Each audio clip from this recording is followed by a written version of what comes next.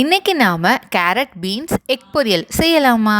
First பீன்ஸை நல்லா wash பண்ணிக்கலாம். 2 times நல்லா வாஷ் பண்ணிவிட்டு சின்ன சின்னதாக கட் பண்ணி வச்சுக்கலாம். ரொம்ப மெலிசாக கட் பண்ண வேண்டாம். ஏன்னா இப்போவே தின்னாக கட் பண்ணிட்டோன்னா லாஸ்ட்டாக வெந்த பிறகு பீன்ஸ் இருக்கிற இடமே தெரியாமல் குழஞ்சிடும்.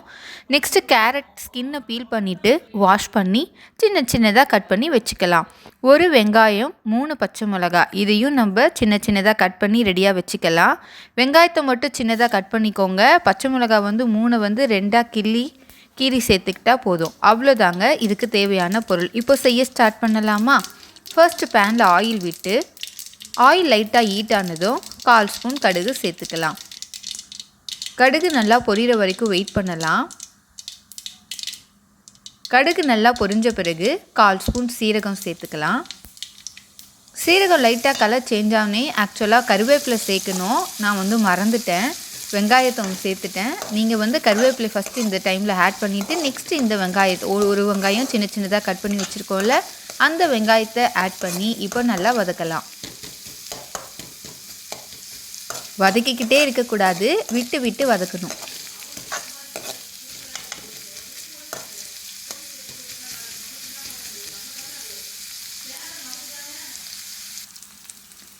நான் கருவேப்பிலை மறந்துட்டேன். இந்த டைமில் தான் எனக்கு ஞாபகம் வந்தது. ஸோ கருவேப்பிலையை நல்லா ஒரு 6 to 7 நல்லா வாஷ் பண்ணி அதையும் சேர்த்து வெங்காயத்தை கூட நல்லா வதக்கலாம். நெக்ஸ்ட்டு பச்சை மிளகா 2 பச்சை மிளகாவை கிள்ளி நல்லா கத்தியில் கீறிட்டு சேர்த்துக்கலாம். வெங்காயம், கருவேப்பிலை, பச்சை மிளகா, இந்த சீரகம் எல்லாம் இந்த எண்ணெயில் நல்லா பொரிஞ்சு வரணும். நல்லா ஸ்ப்ரெட் பண்ணி விட்டு அப்பப்போ விட்டு விட்டு நம்ம வதக்கிக்கிட்டே இருக்கலாம். நெக்ஸ்ட்டு இதுக்கு தேவையான உப்பு 1/2 ஸ்பூன் சால்ட்டு நான் ஆட் பண்ணேன். உங்களுக்கு எவ்வளோ உப்பு தேவைப்படுமோ அதுக்கேற்ற மாதிரி ஆட் பண்ணிக்கோங்க. இப்போ சால்ட்டையும் சேர்த்து நம்ம வதக்கும்போது வெங்காயம் சீக்கிரமாக வதங்கிடும். அதுக்காக தான் இந்த டைமில் நம்ம சால்ட்டு சேர்க்குறோம்.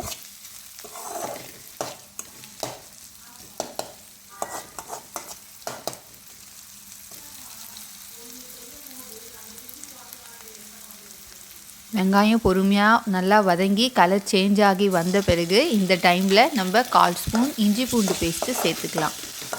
இஞ்சி பூண்டு பேஸ்ட்டு சேர்த்து அதையும் கைவிடாமல் நல்லா வதக்கிக்கிட்டே இருங்க. அந்த ஸ்மெல் போகிற வரைக்கும் நம்ம வதக்கிக்கிட்டே இருக்கணும்.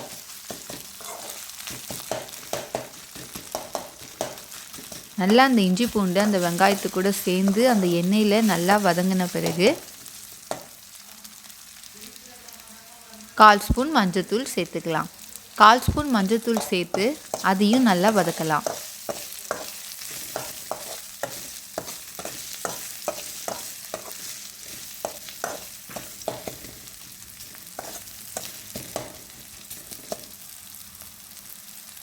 மஞ்சத்தூளோட அந்த ஸ்மெல் போன பிறகு நம்ம கட் பண்ணி வச்சுருக்கிற பீன்ஸ், கேரட் இது ரெண்டுத்தையும் இப்போ சேர்த்து நல்லா அந்த வெங்காயத்து கூட சேர்த்து நல்லா மிக்ஸ் பண்ணிக்கலாம். நல்லா அந்த எண்ணெயிலே வதக்கணும். ஒரு 2 மினிட்ஸ் நல்லா நம்ம அந்த எண்ணெயிலே இதை நல்லா கிளறி விட்டுக்கிட்டே இருக்கலாம்.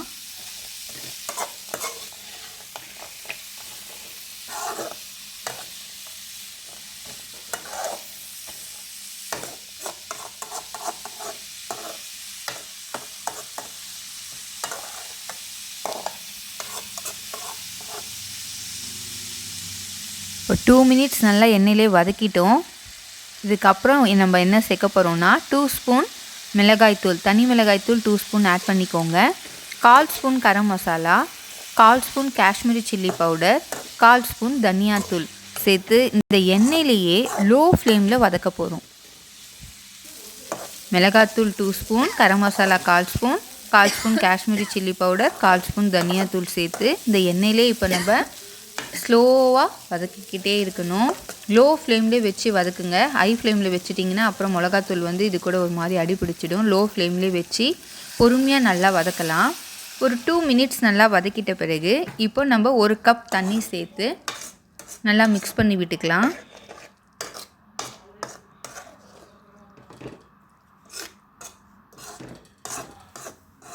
இப்போ அந்த 1 கப் வாட்டர்லேயே இந்த வெஜிடபிள்ஸை நல்லா மிக்ஸ் பண்ணி விட்டு மூடி போட்டு இப்போ நம்ம ஒரு 2 மினிட்ஸ் கொதிக்க விட போகிறோம்.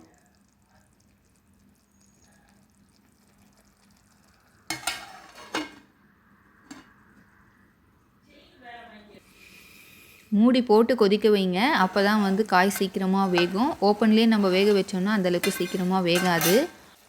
இப்போ நம்ம ஊற்றிருக்கிற அந்த தண்ணி வந்து ஃபுல்லாக வற்றி காய் நல்லா வெந்து வரணும். அது வரைக்கும் நம்ம மூடி போட்டு இதை நல்லா வேக விடலாம். அப்பப்போ கொஞ்சம் மூடியை திறந்து நல்லா கலரி விட்டுட்டு திரும்ப மூடி போட்டு நல்லா வேக விடலாம்.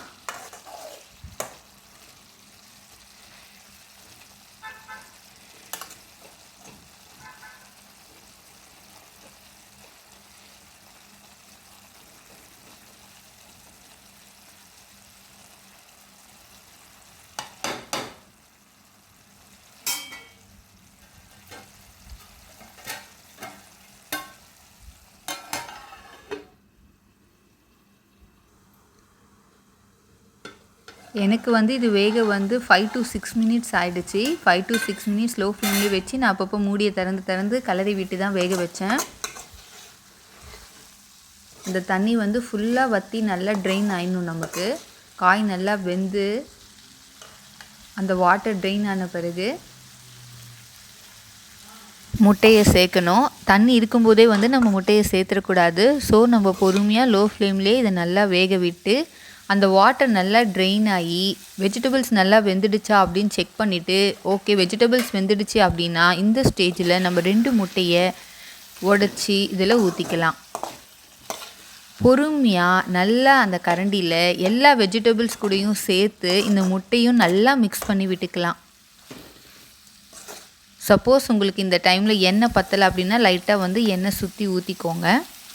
ஊற்றிட்டு அந்த முட்டை வந்து நல்லா பொரிஞ்சு வரணும். அதுதான் மெயின். நமக்கு கொஞ்சம் மிளகுத்தூள் லைட்டாக ஆட் பண்ணிக்கோங்க. ஏன்னா முட்டை வந்து கவுச்சி ஸ்மெல் வரக்கூடாது. ஸோ லைட்டாக மிளகுத்தூள் ஆட் பண்ணிக்கோங்க 1/4 ஸ்பூன். இந்த வெஜிடபிள்ஸ் கூட சேர்த்து அந்த முட்டையை வந்து பொறுமையாக நம்ம நல்லா வதக்கிக்கிட்டே இருக்கலாம். அவ்வளோதாங்க. பாருங்கள், இந்த முட்டை நல்லா பொரிஞ்சு வந்த பிறகு நம்ம கேஸை ஆஃப் பண்ணிடலாம். இது தாங்க கேரட் பீன்ஸ் எக் பொரியல். சூப்பராக நான் ஃபஸ்ட் டைம் தான் நானே செஞ்சுருக்கேன். ஆனால் எனக்கு ரொம்ப பிடிச்சிருந்தது. எங்கள் அம்மா சின்ன வயசில் வந்து சப்பாத்திக்கு வந்து இதை சைட் டிஷ்ஷாக செஞ்சு கொடுப்பாங்க. ஆமாம், சப்பாத்திக்கு வந்து கேரட்டு பீன்ஸு எக்கு கொடுத்துன்னா சப்பாத்தியை தொட்டு நாங்கள் சாப்பிட்ருவோம். இன்றைக்கி வந்து நான் கீரை சாதம் செஞ்சேன். அந்த கீரை சாதத்துக்கு இந்த பொரியலை செஞ்சு சாப்பிடும்போது எங்கள் மம்மி ஞாபகம் தான் எனக்கு வந்தது.